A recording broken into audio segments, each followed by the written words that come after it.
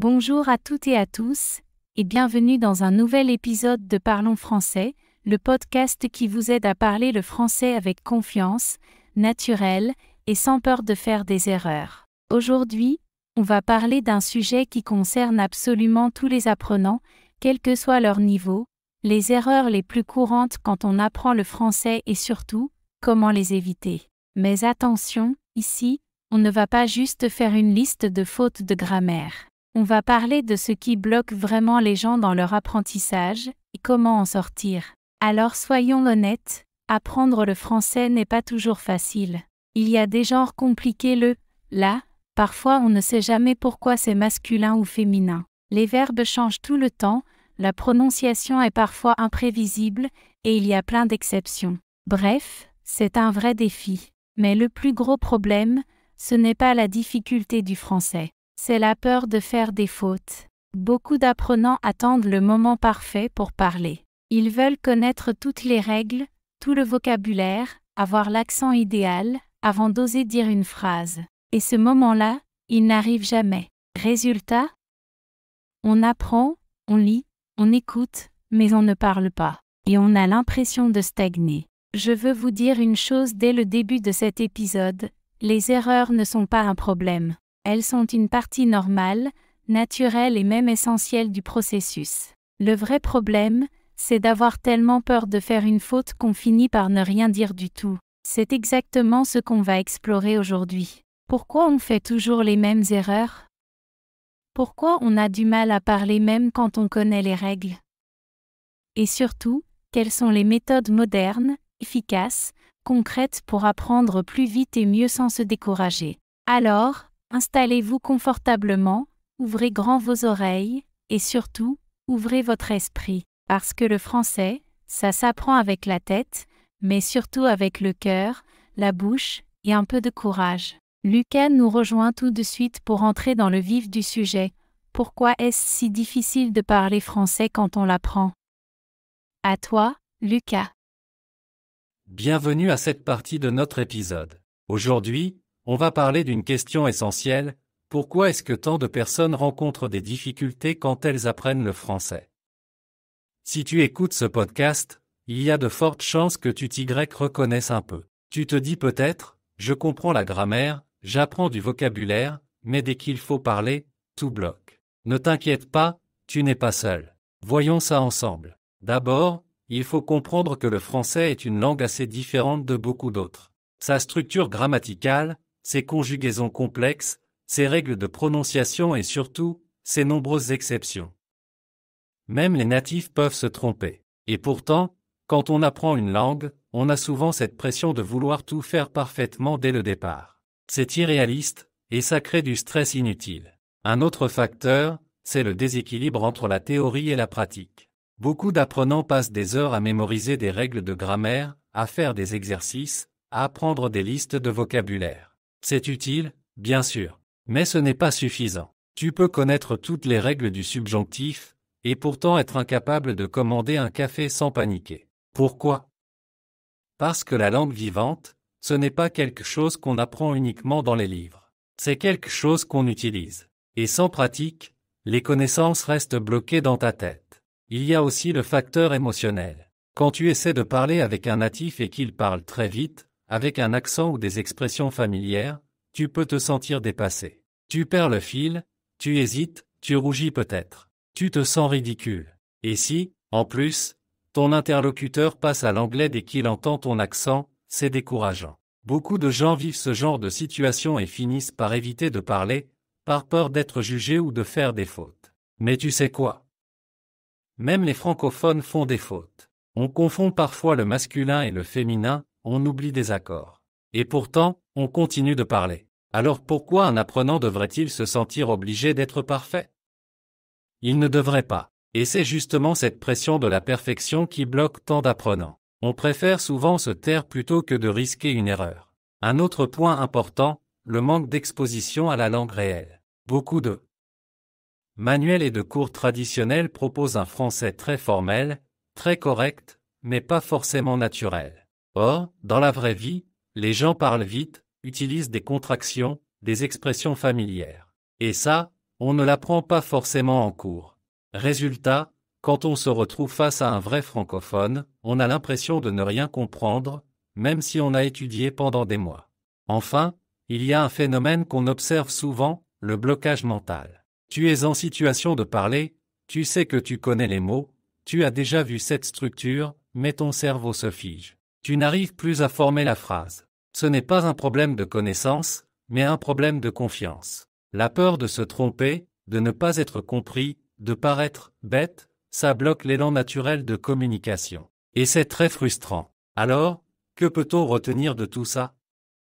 D'abord, que les difficultés sont normales. Elles font partie du processus. Apprendre une langue, ce n'est pas seulement une question de mémoire ou d'intelligence. C'est aussi une question d'émotion, de confiance, de régularité.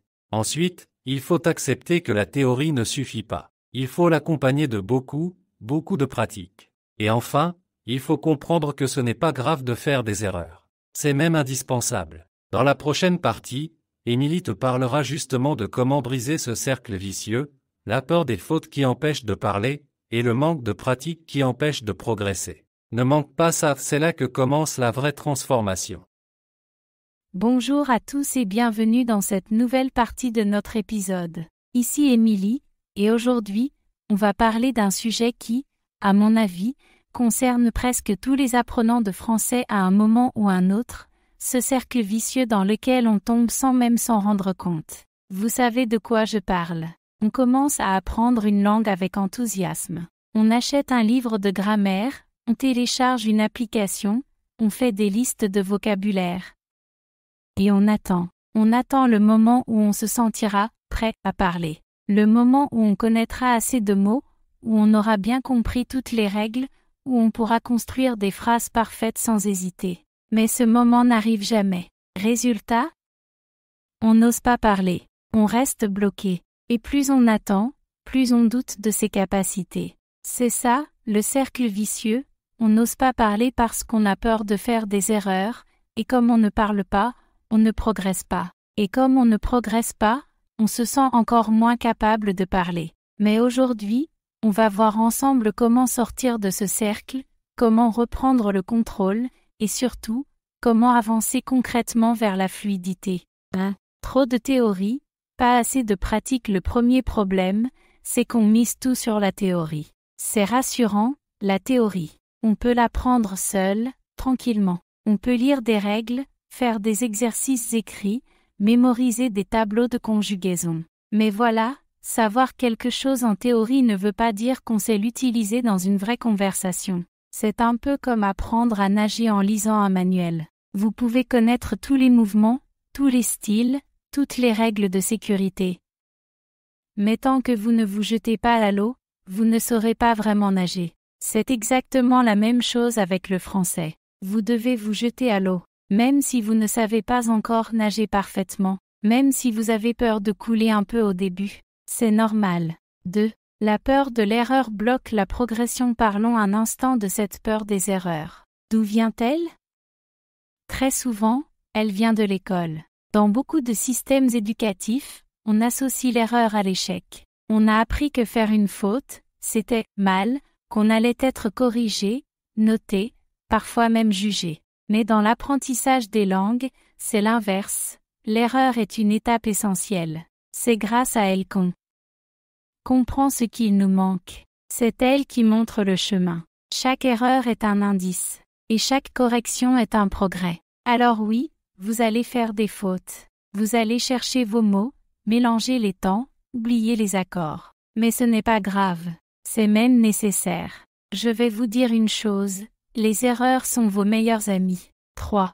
Le mythe du « bon moment ». L'un des pièges les plus fréquents, c'est de penser qu'il faut attendre le bon moment pour parler. Quand on aura plus de vocabulaire, quand on aura mieux compris la grammaire, quand on sera moins fatigué, quand on aura le temps. Mais ce bon moment, il n'existe pas. Si vous attendez d'être prêt à 100%, vous n'allez jamais parler. Parce que dans une langue, on n'est jamais prêt à tout.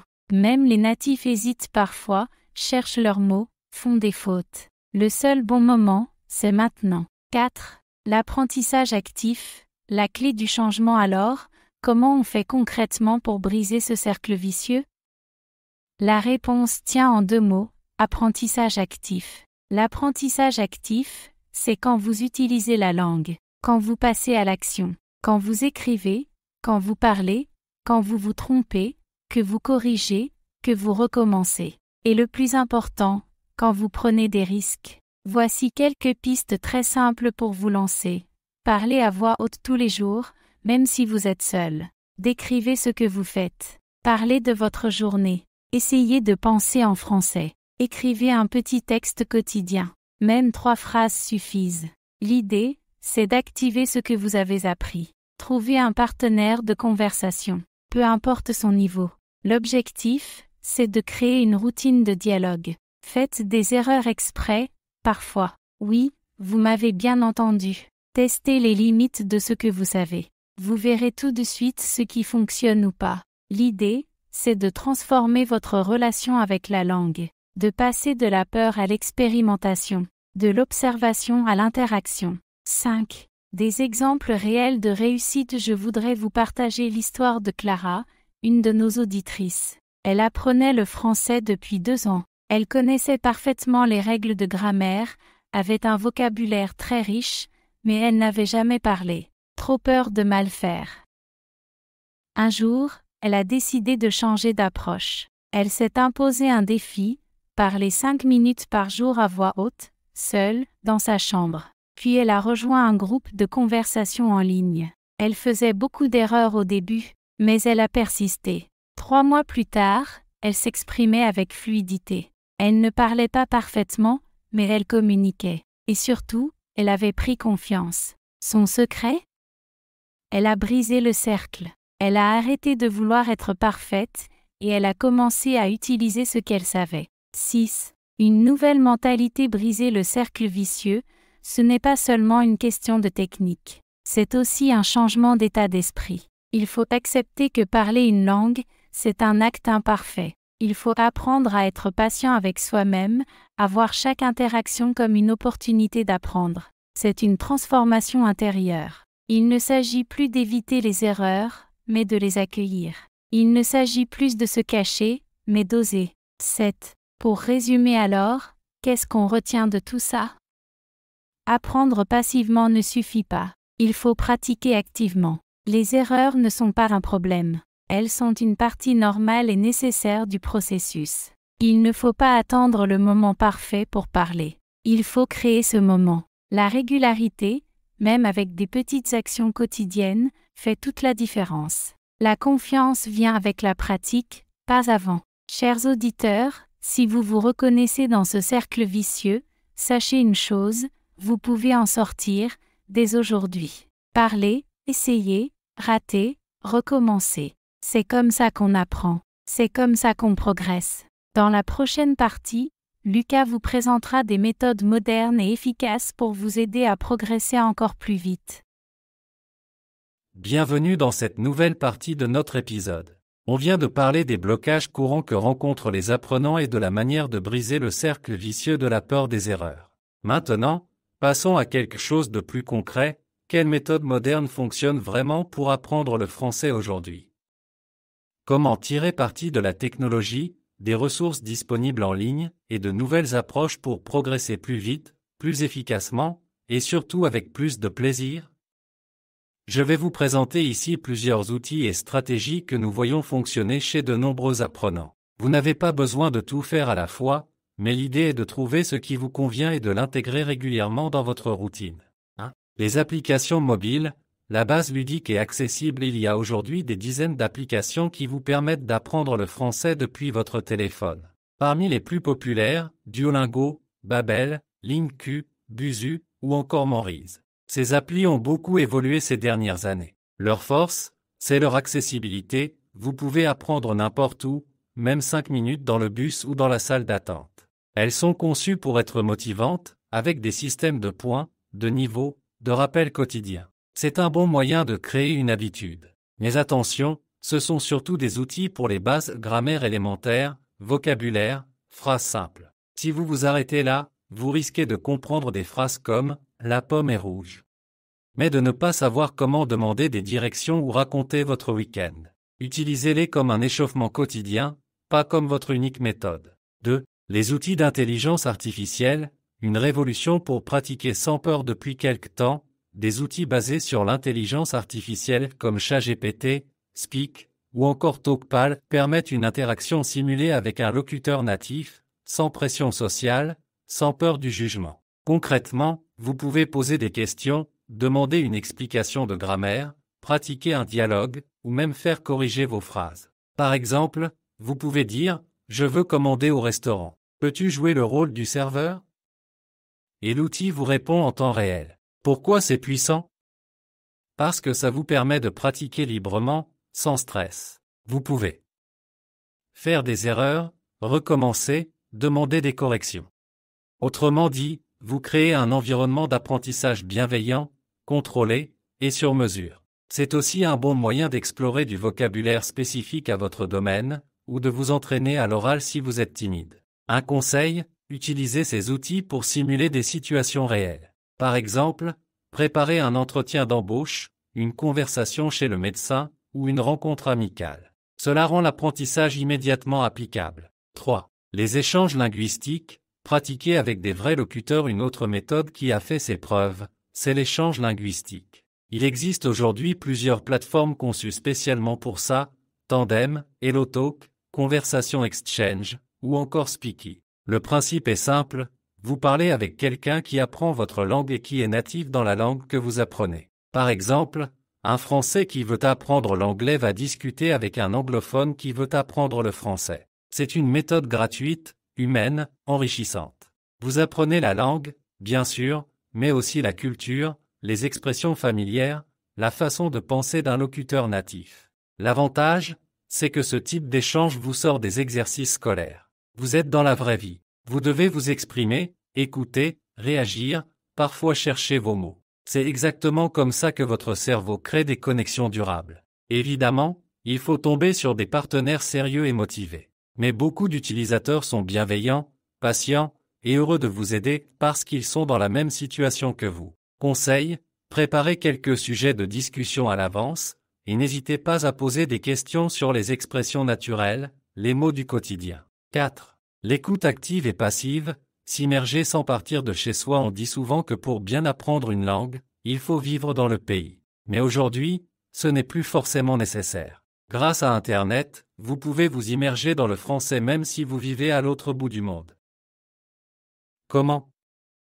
En écoutant régulièrement des podcasts, des séries, des films, des vidéos YouTube ou même de la musique en français. L'idée ici, c'est de baigner votre cerveau dans la langue, un peu comme un enfant qui entend tout autour de lui avant de parler. Même si vous ne comprenez pas tout au début, votre cerveau absorbe les structures, les sons, le rythme, la prononciation. C'est ce qu'on appelle l'exposition naturelle. Plus vous écoutez, plus vous devenez familier avec la langue. Et avec le temps, ce qui vous semblait rapide ou compliqué devient clair et naturel. Mais attention, il y a deux types d'écoute. L'écoute passive, vous écoutez sans vous concentrer à 100%, par exemple pendant que vous cuisinez ou faites du sport. Cela crée une familiarité inconsciente avec la langue. L'écoute active, vous écoutez en étant attentif, vous notez les expressions intéressantes, vous mettez sur pause pour répéter ou vérifier un mot. Cette écoute est plus efficace pour progresser rapidement. Les deux formes sont complémentaires. Vous pouvez, par exemple, écouter un épisode de podcast une première fois en mode passif, puis le réécouter activement en notant les nouvelles phrases. 5. Mélangez les méthodes pour créer votre propre routine. Le vrai secret des apprenants qui réussissent, c'est qu'ils ne comptent pas sur une seule méthode. Ils créent leur propre écosystème d'apprentissage, selon leurs besoins, leur niveau, leur emploi du temps. Voici un exemple de routine équilibrée, 10 minutes d'application mobile le matin, Duolingo ou Babbel, un échange linguistique par semaine sur Tandem 2 fois par semaine, une session de conversation simulée avec ChatGPT, un épisode de podcast ou une série française en fin de journée, un moment par semaine pour revoir ses erreurs et progresser. Ce mélange de théorie, de pratique, d'écoute et d'interaction permet de renforcer toutes les compétences, compréhension, expression orale, grammaire, vocabulaire. Et surtout, cela garde l'apprentissage vivant, varié et motivant. Pour résumer, les méthodes modernes vous offrent des opportunités incroyables que les générations précédentes n'avaient pas. Que vous soyez débutant ou avancé, timide ou extraverti, technophile ou plus classique, il existe des outils pour vous. Mais n'oubliez pas, ce n'est pas l'outil qui fait le travail. C'est vous. Ce sont vos efforts réguliers, votre curiosité, et votre courage de parler, même imparfaitement, qui feront la différence. Essayez, testez, ajustez, et surtout, n'arrêtez jamais de pratiquer. Bienvenue dans cette nouvelle partie de l'épisode.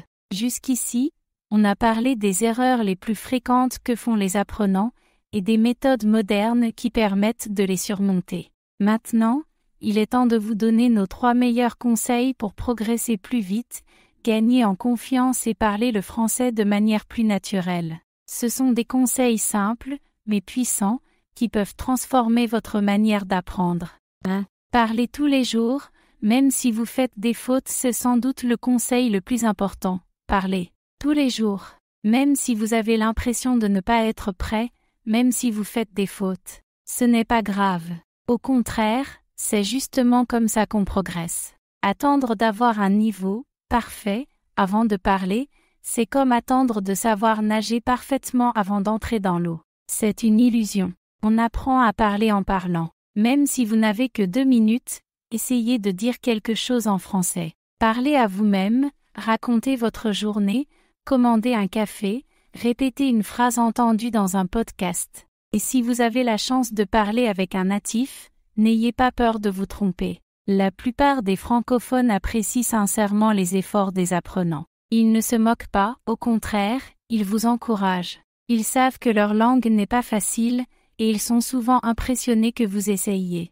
Commencez petit, avec des phrases simples. Plus vous parlerez, plus votre bouche et votre cerveau s'habitueront au son du français. C'est une question de régularité, pas de perfection. 2. Transformez vos erreurs en apprentissage. Beaucoup d'apprenants ont peur de faire des erreurs. Mais les erreurs sont en réalité des alliés précieuses. Elles vous montrent où sont vos faiblesses, et donc ce que vous devez travailler. Chaque erreur est une information. C'est un signal que votre cerveau envoie pour dire « Ici, il faut encore s'entraîner un peu ».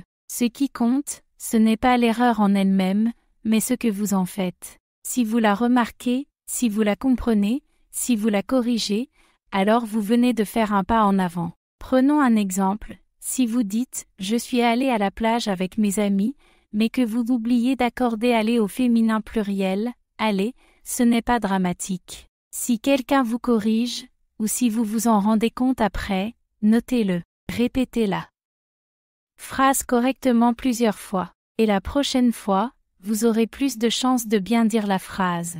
Vous pouvez même tenir un petit carnet d'erreurs, ou une note dans votre téléphone. Chaque fois que vous faites une faute, écrivez-la avec la version correcte à côté.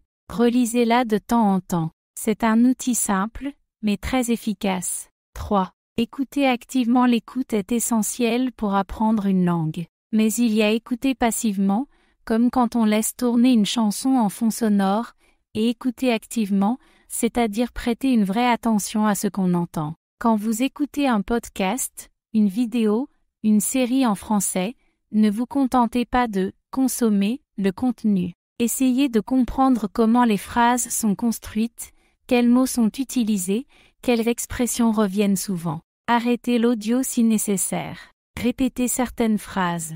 Notez les mots nouveaux. Vous pouvez même imiter la prononciation, l'intonation, le rythme. C'est ce qu'on appelle le shadowing. Vous écoutez une phrase, puis vous la répétez à voix haute immédiatement après, comme une ombre. Cela peut paraître étrange au début, mais c'est très efficace pour améliorer votre fluidité et votre accent. En vous imprégnant du français parlé, vous développez une sorte de sens du français, vous comprenez mieux les structures, vous reconnaissez les tournures naturelles, et vous les intégrez plus facilement à votre propre manière de parler. Et souvenez-vous, ce n'est pas grave si vous ne comprenez pas tout. Même en comprenant 60 ou 70%, vous progressez. Le cerveau continue à faire son travail d'assimilation. Plus vous exposez votre oreille au français, plus votre compréhension s'améliore. Alors, pour résumer, parlez tous les jours, sans attendre d'être parfait. Acceptez les erreurs, et transformez-les en occasion d'apprendre. Écoutez activement, en vous concentrant sur la structure et la prononciation. Ces 3 conseils ne sont pas magiques, mais ils sont redoutablement efficaces si vous les appliquez régulièrement. Le secret, c'est la constance. Pas besoin de passer 2 heures par jour.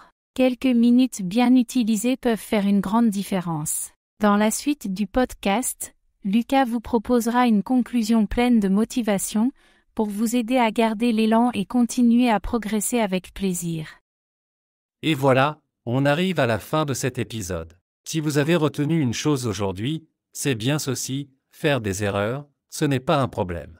C'est une étape normale et même nécessaire dans l'apprentissage d'une langue. Trop souvent, les apprenants se bloquent parce qu'ils veulent parler parfaitement. Mais la vérité, c'est que la perfection n'est pas le but. Le but, c'est la communication. Quand vous parlez français, même avec un accent ou des fautes, vous êtes déjà en train de progresser. Chaque phrase prononcée, chaque mot tenté, chaque conversation osée vous rapproche un peu plus de la fluidité. Ce qui compte, ce n'est pas de parler comme un natif du jour au lendemain, mais de vous faire comprendre, d'échanger, de vivre la langue. Souvenez-vous aussi que la langue française, comme toute langue vivante, se pratique, se ressent, se vit. Les règles, c'est important bien sûr, mais elles prennent tout leur sens quand elles sont utilisées dans la vraie vie, au café, dans un message, pendant un échange entre amis. C'est dans ces moments-là que la langue devient réelle, naturelle. Combinez l'apprentissage structuré grammaire, vocabulaire, conjugaison avec des situations concrètes, écoutez un podcast,